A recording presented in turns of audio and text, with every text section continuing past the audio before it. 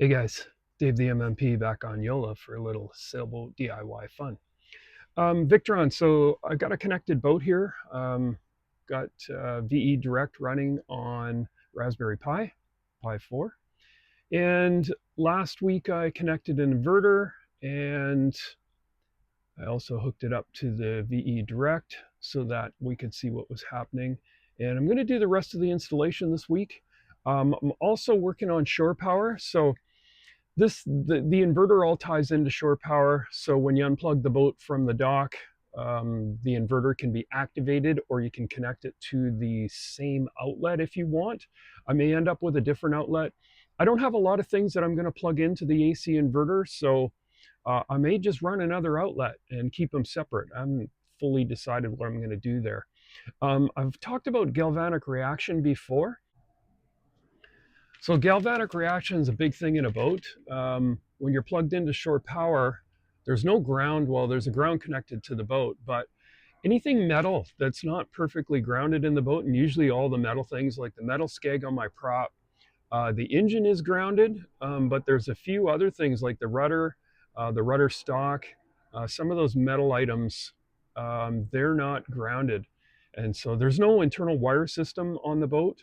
You do need some sort of isolation if you're connecting them to any kind of power. So Raspberry Pi and the VE Direct, I've got the VE Direct adapters on the boat. So they go from USB to the Raspberry Pi to the various devices like the charge controller. Now the inverter has a VE Direct, but what I found out when you connect the VE Direct on the inverter, not all the functions are available. So I had to buy this Bluetooth unit because the inverter doesn't have Bluetooth. All the other items have Bluetooth.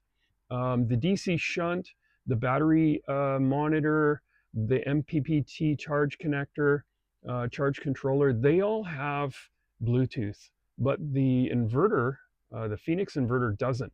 So if you want to get to changing certain parameters on it, you need the Bluetooth connector. So you need to disconnect the VE Direct that goes to Venus OS or your Serbo GX, and then you have to plug this guy in, and then you can find it on your phone or your tablet, whatever you're monitoring your system with.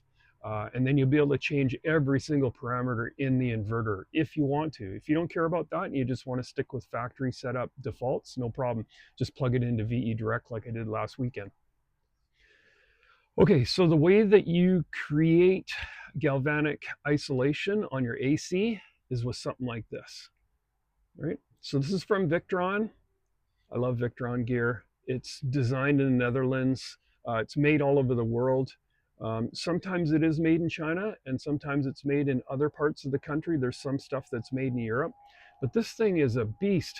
It's about 4 or 5 pounds. It's just a big chunk of aluminum, and it's got a bunch of blocking diodes in here. It's weatherproof, so it's sealed. It can go in the engine room, and you're meant to run the ground from the shore power onto this and connect the ground to the boat to this. So there's no connection here. There's connection in one way, but if the DC power tries to run backwards across it, the diodes block it. So this is what you need to block shore power galvanic reaction. So in this compartment is where all my Victron gear lives. I've got my MPP chargers up here. I've got my DC to DC charger up there. And the Phoenix inverter is down there.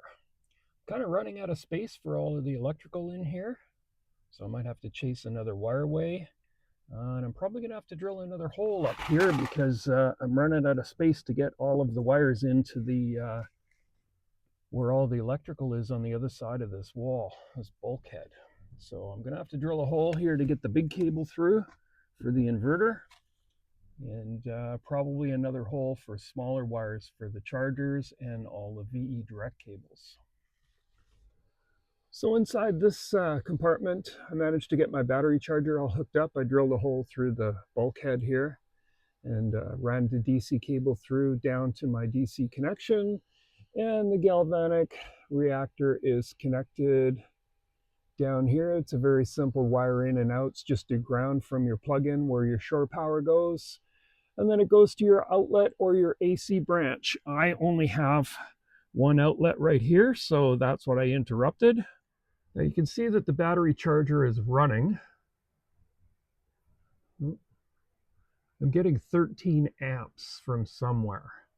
Now, because the charger doesn't have a VE direct connect to it, I can't connect it and show it as a charger, but it's showing my battery's charged at 100%. I'm getting 13.7 amps from somewhere, right? So that's coming from my battery charger. I'm getting a little bit from the solar right here, not very much, 8 watts. The Pi and the screen uses 8 watts, so that's kind of negligible. But all my power is coming from my charger. And that's charging my batteries. All right. Okay, guys, that's it for me. Give me a thumbs up, subscribe, and I'll see you next week for some more Sailboat DIY electrical fun.